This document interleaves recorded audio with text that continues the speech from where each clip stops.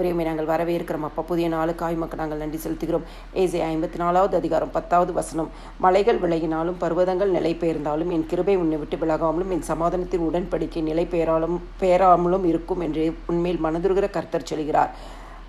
ஆண்டவராகிய இயேசு கிறிஸ்து இந்த நாளிலும் என் கிருபை உன்னை விட்டு விலகாமலும் என் சமாதானத்தின் உடன்படிக்கை நிலை பெயராமலும் இருக்கும் என்று உண்மையில் மனதுருகிற கர்த்தர் சொல்கிறார் என்று சொல்லி வாக்கு பண்ணுகிறார். இந்த கிருபையோடு சேர்ந்த ஆசீர்வாதங்களையும் இந்த நாளில் நமக்கு தருகிறார். சங்கீதம் 23:6 சொல்கிறது, ஜீவனுள்ள நாளெல்லாம் நன்மையும் கிருபையும் நம்மை தொடருமாம். ஆண்டவர் கிருபையோடு சேர்த்த நன்மையும் ஒவ்வொரு நாளும் உலகத்தின் ஆசீர்வாதங்களை நமக்கு கொடுக்கிறார்.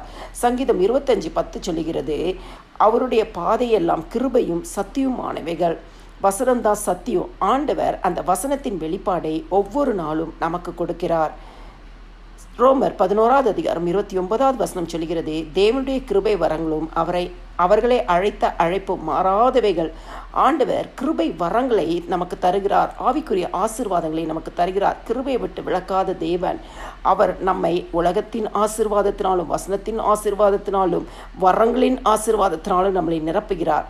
சங்கீதம் 84:11 சொல்கிறது, கர்த்தர் கிருபையும் மகிமையும் தருவார்.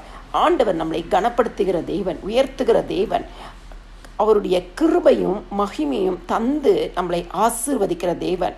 சங்கீதம் 116:5 சொல்கிறது, கர்த்தர் கிருபையும் நீதியும் உள்ளவர். கிருபையை விட்டு விளக்காத தேவன். எந்த காரியத்திற்காக நீதியின் தேவனை நோக்கி பார்த்து கொண்டிருக்கிறோமோ நமக்கு நீதியும் நியாயத்தையும் செய்கிற தேவன்.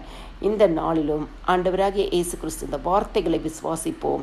கர்த்தர் நமக்கு உலக ஆசீர்வாதங்களையும் வசனத்தின் வெளிப்பாடுகளையும் ஆவிக்குரிய ஆசீர்வாதங்களையும் கனத்தையும் கொடுத்து நியாயம் செய்கிற தேவனாய், கிருபையை நம்ம விட்டு விலகாத தேவனாய், சமாதானத்தின் உடன்படிக்கை நிலை பெறாதபடிக்கை காத்துக்கொள்கிற மனதுருகிற தேவனாய் இருக்கிறார். எல்லா துதிகன மகிமையும் என் ஆண்டவராகிய இயேசு கிறிஸ்து ஒருவருக்கே செலுத்துகிறேன். ஆமேன்.